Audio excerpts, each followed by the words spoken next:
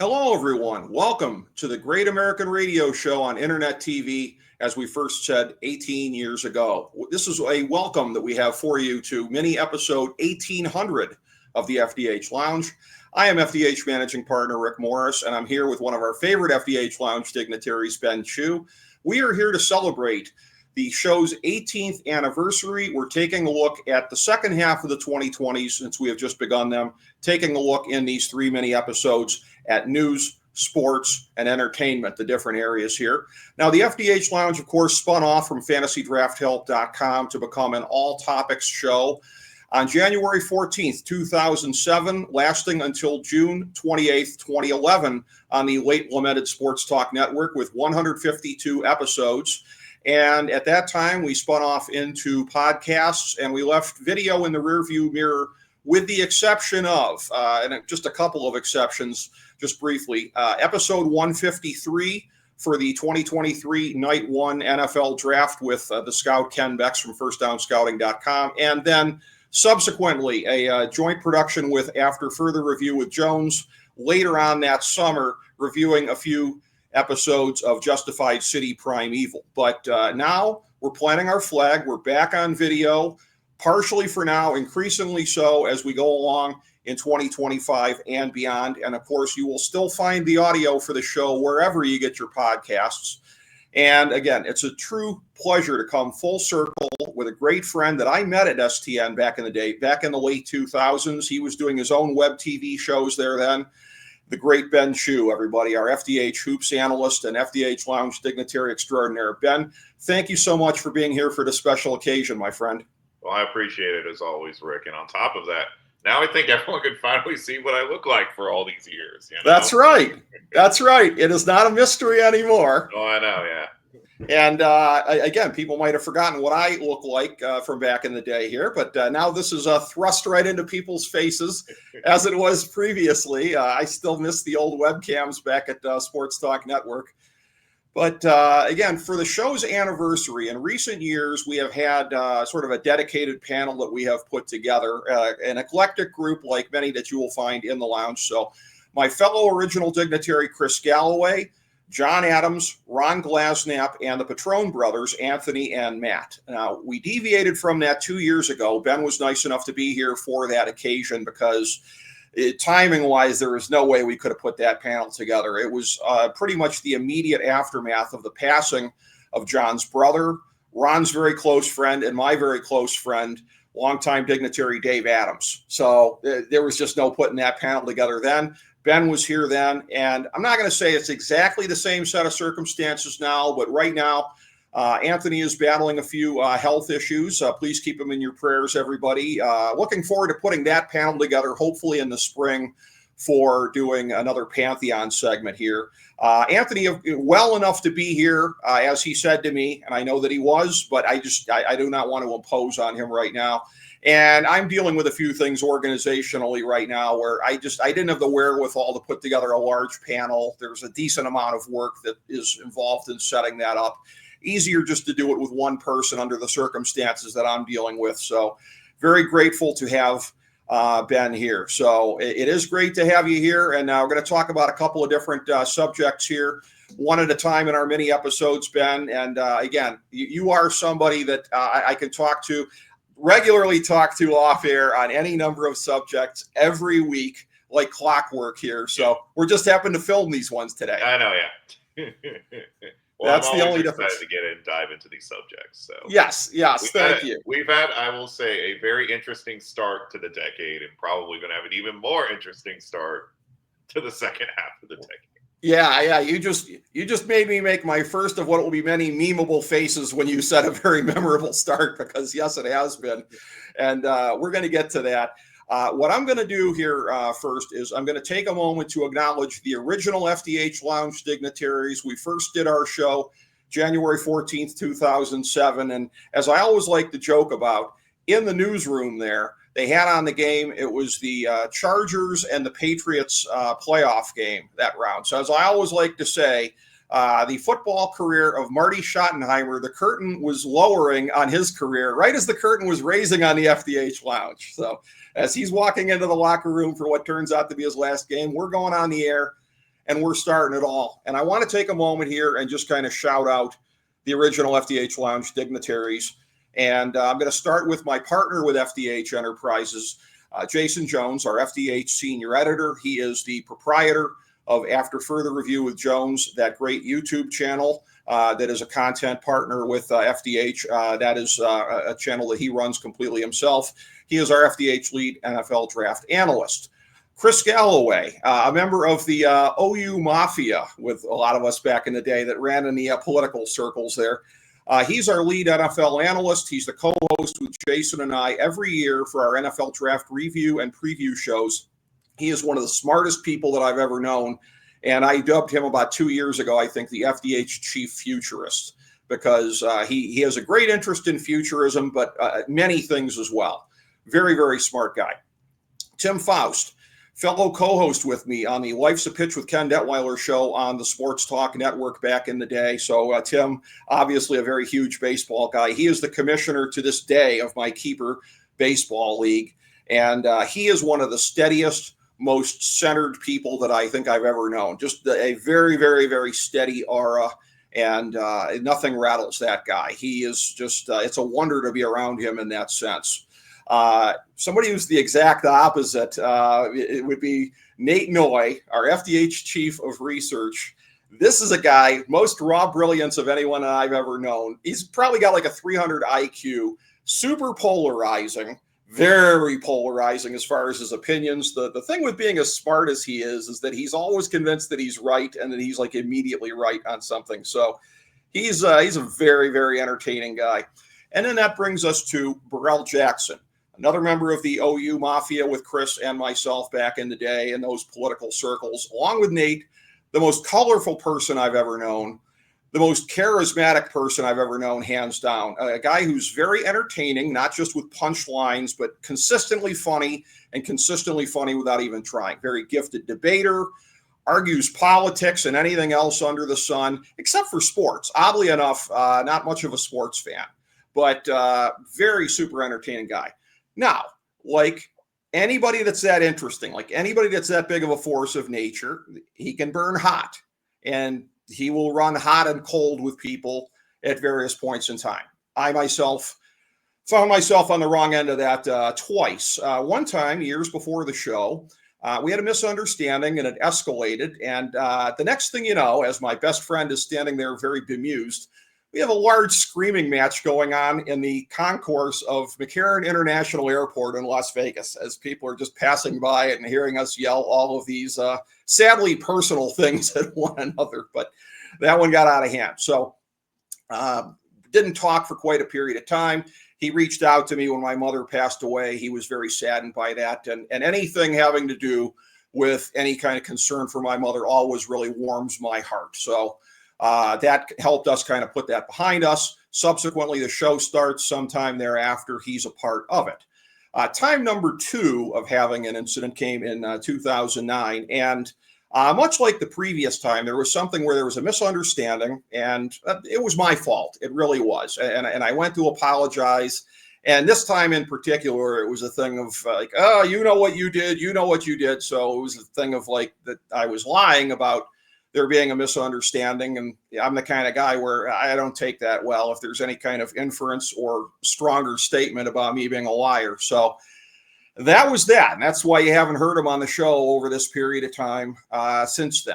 And the kindest interpretation for me would be that, didn't know how to break through. I don't know how you sort of make things right after something like that. But I'm the kind of guy, we believe in accountability on this show. And I'm the kind of guy where, look, I've taken on a lot of big challenges. Got to be, on the board of a very distressed HOA, subsequently president of that. Subsequently, it's no longer distressed, by the way. But I've taken on challenges with that and writing and content creation like what you're seeing here. So I've embraced a lot of challenges. I just didn't embrace that challenge of trying to see if we could make things right. So we have the return to video coming up, the 18th anniversary. The storybook thing to say under the circumstances is I found a way. I reached out this past week, talked to him. We put it behind us in some form or fashion. And that's one of these things where, Ben, I'm just going to bring you back on here for a second. It's one of those things where you're very good at following where I'm going with something. If I'm to tell you that it was the worst possible alternative to that, the worst, you got a feeling where I'm going with this? I don't, Rick. I feel like you have the ability now to tell everyone. Okay, I'm going to do you a favor, take you off camera because this is going to be jarring. So I don't want anybody to see your face until you've had a chance to prepare for this. So instead of that being the case, instead of it occurring to me to reach out, instead, this past Tuesday afternoon, I get a text from Chris Galloway informing me that back in November, the word has just gotten out this past week, but back in November, Burrell passed away. So that was one of those things where, again, just a very devastating thing to have, be the case, as I learned that about Burrell. And so, it's kind of a lesson to me that I think that, like, even if you are in the right on something like that, is it worth, when you look at the balance of an entire friendship, I kind of let that outweigh the friendship. Don't know what would have happened if I'd have reached out. Could have gotten thrown back in my face, but I wasn't willing to risk it. So, that's on me, and I got to own that one. And maybe that can be an example for anybody else that's checking this out. But beyond that, I want to celebrate Burrell's contributions to the show because, again, I mean, the standout personality in the early days of the show. There's a Facebook thread that I've seen this past week where people are chiming in a lot of memories from back in the day, and just everything in there just paints him as being so much larger than life. I go back to the day when the whole thing with they would do a thing with the school newspaper where when you were on it, I was on the sports staff. They would run a little thing with some of your more colorful quotes from around the newsroom. And one of the only ones I remember is me saying, "I'm going to watch Burrell wrestle a bear." And it didn't happen. I think the event got canceled. But it's like, if anybody's reading this thread, if they just stumble upon it, like, did somebody like this actually exist? This seems like it's made up. Did it actually exist? It did. Everything happened as it's being said. He did actually exist, larger than life. And while this is awful that this happened to him, he was taken too soon. He at least gets to be remembered for being so much larger than life. So RIP to one of the all-time greats. So I'm going to bring it back in there, Ben. So yeah, it just heck of a coincidence on finding that out this week that this ends up being the case here. But, it doesn't change other than the personal aspects that I'm mentioning between me and him. It doesn't change anything I was going to say about him anyways, because he always was a standout personality with the show. So anything that you take away from all of that? I think that you guys have had a huge line of dignitaries, and at the end of the day, too, is that everyone is great people, and all we need to learn at the end of the day is, it's always better to have words of encouragement and things that we can discuss with individuals, and never leave anything unsaid if we've learned anything over these last couple of years, especially after the pandemic. So I like to say it, Godspeed to him. And that's one of those things where, and again, as somebody who legitimately, in either instance, but especially the second one, which was way more contentious, didn't mean to hurt his feelings. Just, it was, the thing that, kind of went off the rails there, that it never really occurred to me this week, but like being right on something can sometimes be a trap, because I was right in that and my apology, I always felt like should have been accepted, and it should have been something we were able to put behind us. But that's a thing where, it then becomes, if that becomes the last word in what had been a friendship there, then you're letting it, in a sense, kind of outweigh that. And that's a perspective I never had before this week. So, to simultaneously be justified in, what I was feeling at the time and everything like that, and then to let that be the last word. And that's a dichotomy that just hadn't occurred to me before. So, something I've learned from. So, I mean, I think that's, and again, he will never, ever, ever be forgotten. Burrell Antonio Jackson, one of the all-time greats. And I picked the news segment to do first, because anything where he would be mentioned, I think he would have been like, "What are you doing a sports segment on here? I was never big into sports. Why would you lead with sports?"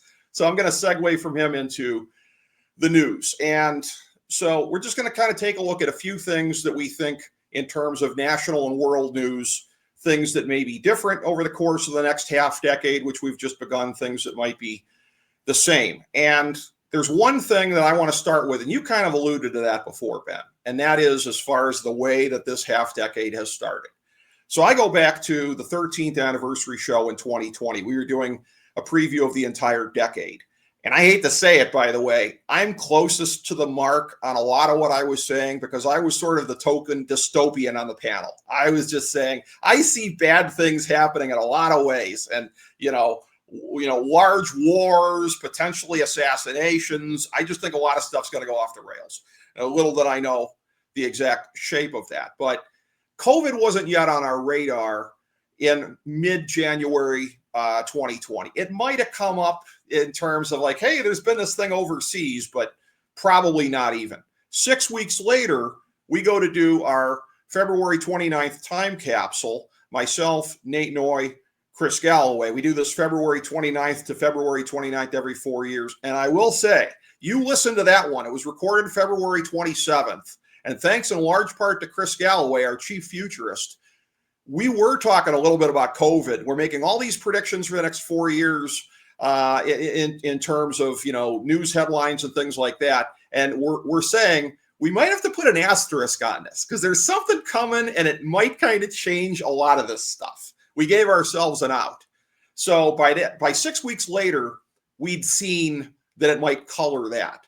And that's where I'm looking at the way that this year has started.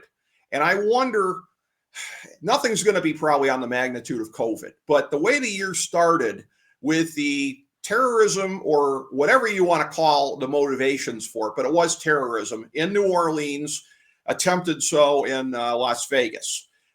In terms of a thought that could be a wave. There's been predicted, by, I think, Sarah Evans, CIA former analyst who was prominent on social media. I've come across a lot of her stuff. She'd forecast a lot of domestic terrorism. And not domestic in the sense that American groups, but unless it's homegrown type of ISIS type stuff. But basically, that type of terrorism making a big resurgence in the States in 2025. So if you listen to her, then what we saw there is just the first manifestations of it. The LA fires, this being a thing where this is one of the largest urban disasters, I think, clearly in American history. I mean, I go back to Katrina in 2005, and you're looking at a city that got wiped out, but New Orleans is nowhere near as big as greater LA. Very few things are in North America. So I don't know, have we seen anything yet? Any of these big things that weren't on our radar on December 31st, but now they are. Do you think they have a chance to really kind of hang over us a good part of the rest of the decade? I mean, it's going to be a really interesting scenario just in terms of a geopolitical narrative, just with everything going on. And it feels like, I don't want to make any comparisons to COVID, but I do feel like there is a scenario where there's a lot of overall just views of the world right now where we seem so insular, but we aren't. It's more grander than that. And I feel like right now with just, this decade so far has been chaos on some level. So it's not surprising that we'd have a year to start out like this. And it's going to be really interesting to see in terms of world leadership, whether you're talking about Donald Trump, if you're talking about overseas in Korea during also their president getting impeached as well. So it's going to be it's going to be interesting, but also at the same point too, I think, again, I am not an analyst in terms of geopolitical and terrorism, but I do think we're going to probably see some of these incidences occur more often, but it also has to be apparent that we also have, at least in America, some of the greatest government agencies that can help thwart some of these issues. And overall too, it's a very chaotic start to a year, but sometimes we always have seen too, Rick, chaos can start to begin, but then it can also dissipate from there as well. It can. And that's one of the things too, where coming into the year, we were seeing a couple of different indicators of, if you look at, say, the Ukraine war, there were sort of contradictory things here of where, because both sides could say that things are going well in one area, but poorly in other areas. And it's a matter of, what outweighs what as far as the considerations on either side. But there was a general sense, and particularly with Trump coming in focused on trying to get a deal done, that there may very well be a deal, or at least a strong push for a deal sometime earlier in the year. In the Middle East, because again, we were looking at 2024, and it was really looking like both of the situations could have really spilled over, and we might be potentially looking at world war. In the Middle East, I mean, one of the things I don't think anybody really could have seen coming was that the way that it's gone with Israel, with the degree to which they've taken out Hamas, the degree to which they've taken out Hezbollah, that Syria ended up collapsing. I mean, nobody saw that coming. Literally, nobody saw it. If you said you saw it coming, you were a liar. So it's a thing now where you've got Iran's whole bunch of proxies there, and they're kind of on their back feet. So it's a situation where, in both places, on the paper, it doesn't necessarily look as dangerous as it did a couple of months ago, because a lot of the things that were making it as volatile as it was, at that point in time, have been altered and maybe to some strong degree. But this is one of these things where you look at history, and sometimes when you're on the verge of getting peace, sometimes that's what can trigger a wider war. As hopes get up for peace, it doesn't happen, and then things can get worse. So it's one of those things where right now, it doesn't seem like, I don't think there's any way just on paper that there's the threat for world war that there was 6 months ago or however far back you want to go. But it's one of those things where if hopes for peace are unrealized, hopefully it doesn't spill into that.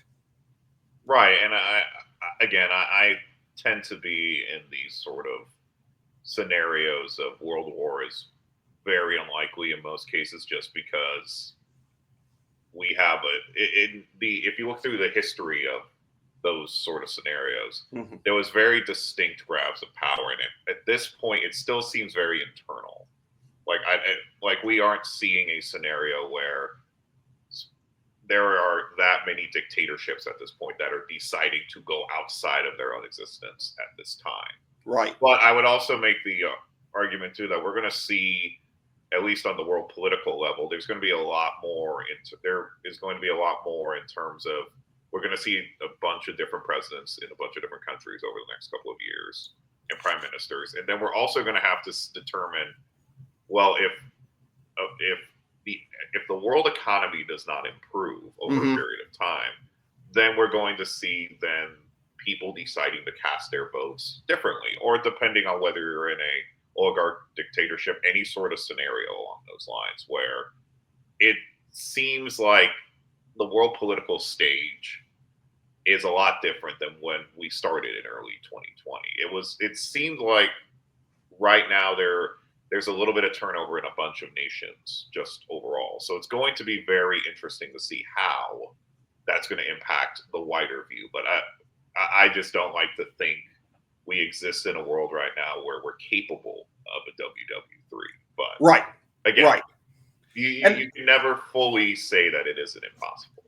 Oh, exactly. And for me, it all comes down to, like, if Putin is completely cornered, like, let's say there's like a threat of a coup or anything like that, or if he thinks he's going to die anyways, is he the kind of guy that might, want to take the rest of the world with him?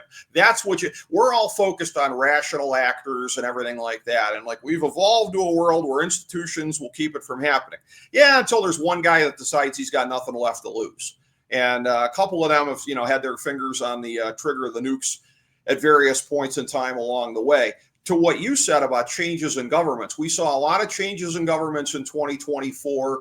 The UK was the one place that was the exception to the rule, where they ended up going somewhat to the left because of dissatisfaction with the longstanding Tory government there. Other places, and again, it was sort of a commonality across the Western world. Inflation was a big deal, because you talked about that as far as if things get better or not. And there is an increasing sentiment about immigration in different places. And in a lot of cases, I think particularly the hot button is illegal immigration. What do you do with it?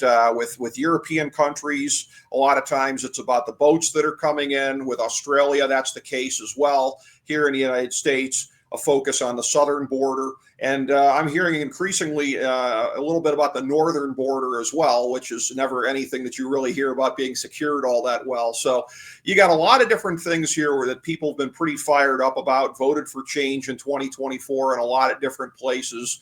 And again, a lot of, hopes are high in a lot of these kind of areas that we're going to get a turnaround on that kind of stuff. Hopefully inflation to kind of come down. the whole thing is too, guys like me and you know this, a lot of people unfortunately don't, like, I want prices to be back where they were before all this.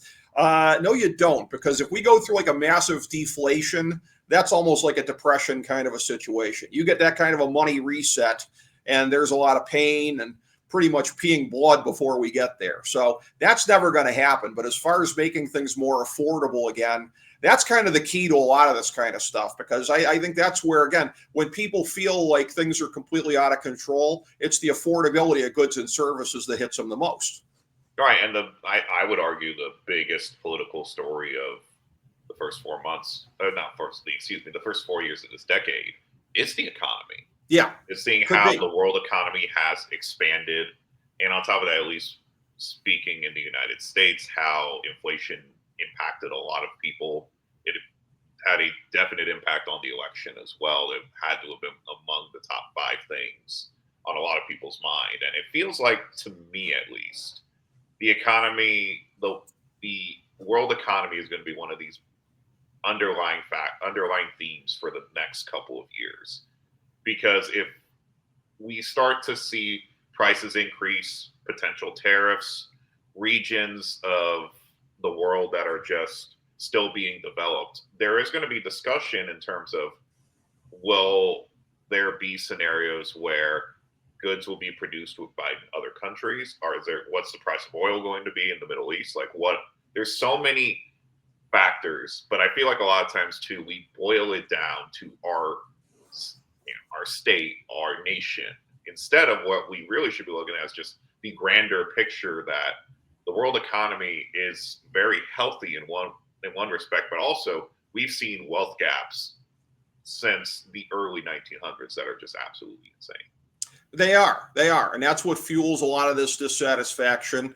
And, and I'm going to make this next point by first noting that, one of the things that has changed through the course of the FDH Lounge lineage is that if you go back to the early days of the show, when I still basically was able to hang on to enough sort of, idealism to still have, that whole kind of, paleocon Pat thing going on here. I have basically at a certain point here, as I've said on the show, converted to nihilism. Like I've given up believing that anything is going to get better. And I have things I'd like to see happen, but like that'll ever happen. That's kind of where I'm at. And I will say, as part of this, one of the things that's maybe making me question this a bit is that I'm somebody where what I've seen happening, again, not something that I've been thrilled about, by and large, although, like I said, I try not to let things get to me like this as much as I used to. I talked about this on our 2024 post-election show when I was talking about the entire swing towards, and again, for as much as, again, and everybody, and I have to say this, and I have a lot of friends and fellow travelers on the right that aren't going to like me saying the way, that, the whole woke thing has sort of really become a cliche, but let's just call it, for lack of a better term here. But that entire push over the course of the last decade plus in this country. And I really thought that it was irretrievable. I really, really, really like, okay, that's the way it's going.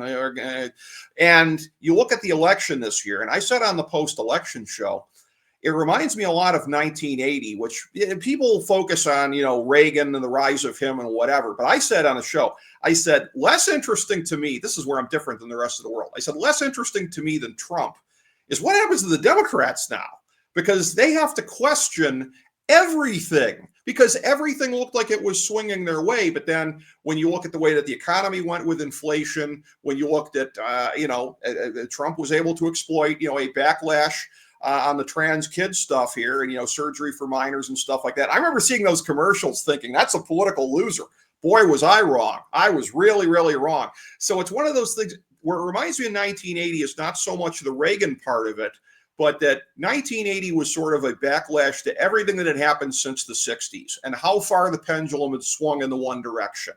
And there was just, and Jimmy Carter seemed to be, and RIP Jimmy Carter, as we just laid him to rest, but, that's what it was. He was seen as sort of the personification of everything that had gone wrong, everything that had swung too far in the one direction or whatever. So that's what's interesting to me. And that's what's happened, I think, again, in a lot of these countries that voted the way they voted in 2024.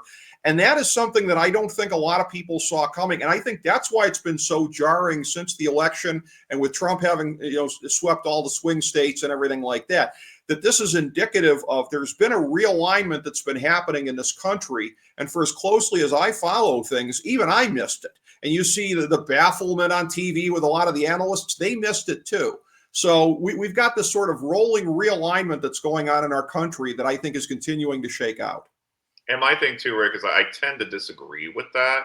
Okay. But what I do agree with is in an example of the 1980s. What was one of the biggest things under that whole timeline was the war on drugs. Yeah. And now we flash forward to this period of timeline. We discussed in the early 2020s of police brutality, Black Lives Matter. And now we're also now dealing with issues with the economy now. And I feel like we've discussed this before, is that we've essentially seen the all-star gamification of the political system in America, where essentially everyone becomes issue voters. Yes. And at least, again, there is so much data out there and there's so much analysis that we can never truly know how everyone votes at the end of the day. But one thing that we did see, at least during Trump's reelection, was the economy was big for a lot of people. And the big thing is that it felt like, to me, at least on a visual level, that the Democratic Party was trying to figure out who their candidate was. And that was really something that did impact the election. And at the end of the day, the real question, I think, if you're bringing it back to the Democrats, is where do they kind of go from here? Because you have to go one of two ways, at least in the political spectrum. You either have to get someone very similar to Trump to offset that scenario, or you have to go to someone so moderate that they appeal to more people in general. Sure. And I think, too, the question, too, is that issue voters, it's going to come down to money for them. And it's going to be money. And I think mostly, at least what we saw from the reelection of Donald Trump, it was clearly for most Americans about money. Right. It didn't really come down to any other major things going on. I'm just being honest, because if you looked at just the raw data of how voters tended to vote in these regions, it doesn't surprise me that there are scenarios where people were voting because they preferred the economy under Donald Trump during his first term. Well, and this is one of these things where what I say now is going to go against something that I've quoted previously on the show. I don't remember what the exact origins of this phrase are. I think it was named after a political philosopher, but Mickey Kaus, who's a very sharp observer, had coined the filer faster theory, or thesis, that like everything happens so much faster, you don't even have time to digest it, whatever. So what I'm about to say sort of flies in the face of that, because I look at this, so like I said, I'm a lot more fascinated by the Democrats right now, because I look at it and it's like, I don't think there's any way by 2028 they get this figured out, and maybe even 2032. Reason being, how'd they do this the last time? In the wake of the whole cycle the last time, how'd they do it? The Democratic Leadership Council, Bill Clinton was very much involved in that. By 1992, they had convinced people that they were a safe hand at the tiller. You can trust us now. It helped that there was no more Soviet Union at that time, so you don't have to worry about them, being squishy on foreign policy as much. But it's a thing where now, like you look at the counterbalances at the time, you had these old decrepit unions. Like who was the DLC shoving out of the way at that point in time versus today, the interest groups that are there? You think there's going to be any, sense of like, hey, we need to, moderate what our tone is on this social issue or that social issue or whatever. It's going to be, how dare you? So it looks like a Chinese finger trap to me right now. I don't know how they get out of it, without a lot of, figurative bloodshed between here and there, because you have, there's the moderates and the pragmatists that want to speak to the concerns that people have, but you have the issue-oriented people who, these are the same ones that were giving wet willies to all the candidates here. The whole thing where in 2019, when Kamala was running for president, when she filled out the thing like, why, yes, I do believe in doing, gender reassignment surgeries for prisoners for free. She got bullied into that by the interest groups. So are those interest groups going to be like, yeah, maybe we need to back off on that? I just don't see it happening. So the two sides, how that plays out to me is just endlessly interesting. I think the bigger question ultimately too is for the Democratic Party. It's just trying to decide what they want to be, because I feel like in the last two election cycles that they lost, they weren't really definitive about where they really stood at the end of the day. Like it was very, we don't want Donald Trump to win the election.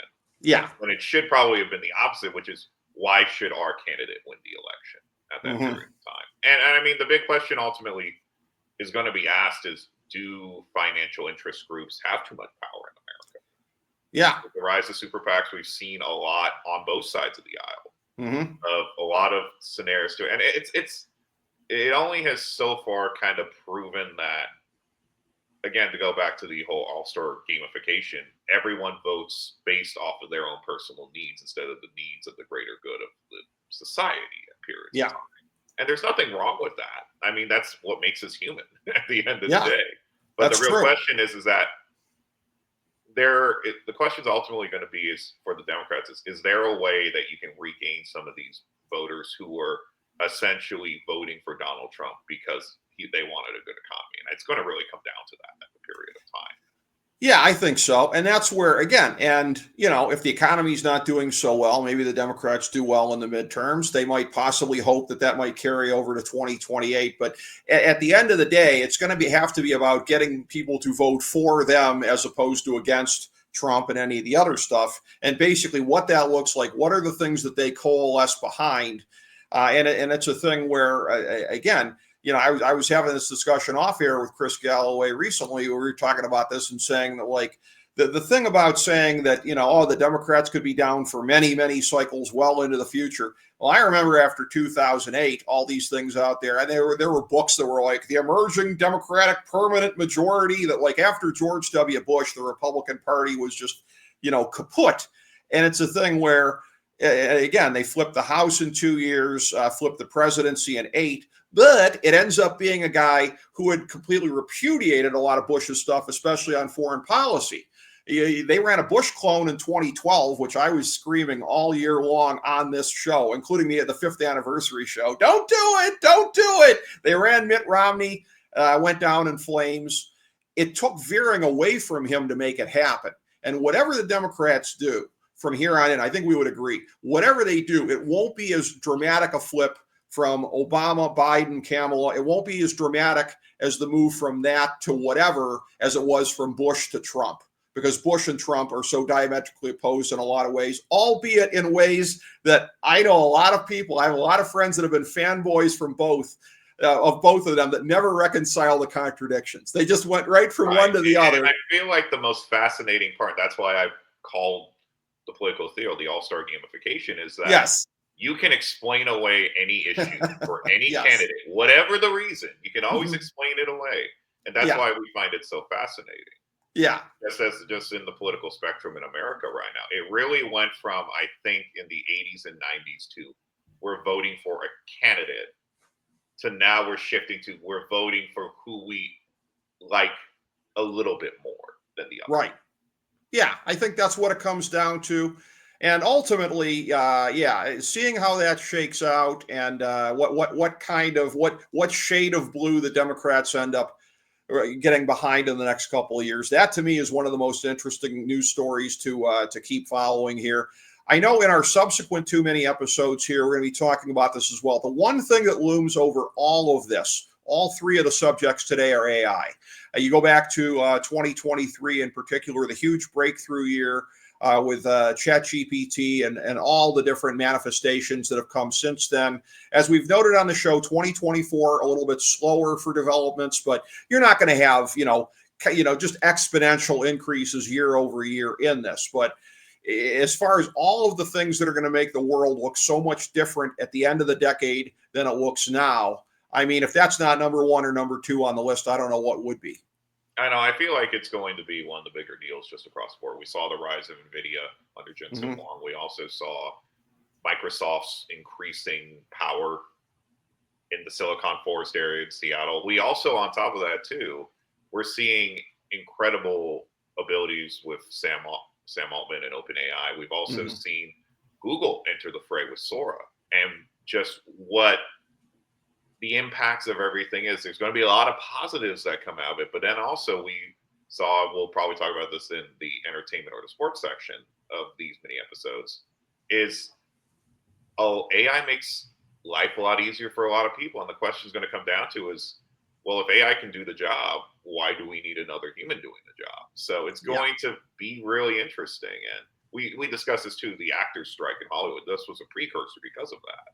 Mm-hmm. And what we've seen so far, I mean, we might not see the strides that we've seen over the last couple of years, but it is still very apparent, and it right now is clearly the biggest story, at least in the world political sense at this time. Because we're also seeing too, with Facebook's decision to remove some of their standards and practices, and then also on top of that too, the bigger shift of misinformation that's probably going to come out, and then having people having to do comment moderation and all that's going to be very interesting to see how the social media echo chambers that we all live in kind of impact our world right forward.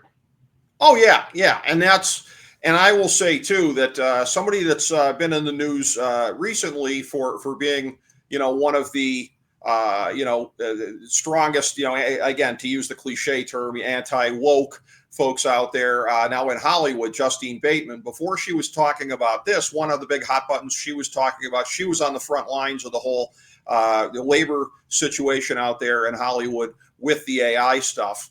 And I had this under the notes for entertainment, but I'm going to get to this now since you mentioned it, because this is one of these things where when you're looking at how the world can be different, I mean, I've sort of half joked about this. Like, who the biggest box office actor of the 2030s is going to be? James Dean.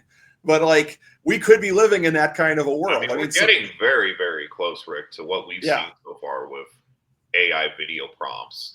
We're getting close. It's not fully there yet, but we've seen the dramatic change in 4 years, and it would not shock me that.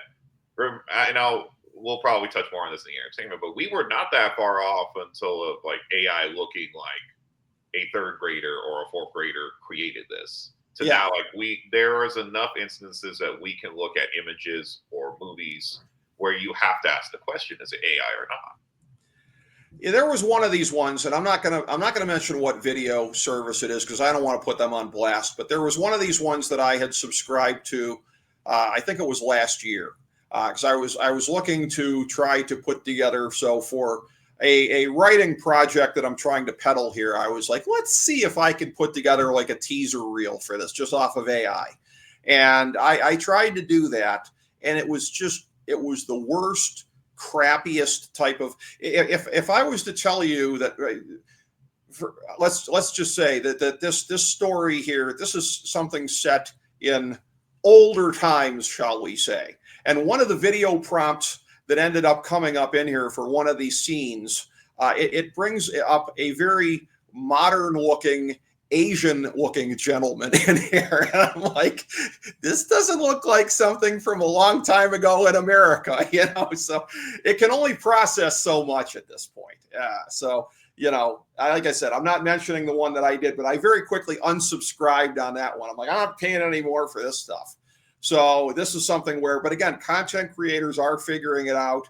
But again, in the political landscape, it's going to be an interesting thing to see how it plays out. And again, the incoming Trump administration, to a large extent, looks like it's going to be relatively hands-off on this kind of stuff. So what does that look like in that kind of a sense? And since we're talking about Hollywood, and since we're talking about that area here, just to bring it all full circle for the segment here, when I talked about things that may sort of overlay things for the decade here, that I'm getting the one thing that I'm kind of getting the sense of is that the LA fires, where that may tie into some of the other things we've talked about, these LA fires, is that there has been just a revulsion across the board to the kind of governance that we see in California here, to some of the environmental regulations that got in the way of this, fire hydrants didn't have water in them, et cetera, et cetera, et cetera. So to some of the political trends that have appeared to be sort of congealing leading up to this election and then coming out of this election, the degree to which that's sort of fueled, no pun intended, by what we're seeing in California and what looks like the failure of that brand of governance. It will be interesting to see if that just, pushes things further in the direction of revolting against, the Gavin Newsom type stuff that it seemed like we were already heading towards before this. I don't know.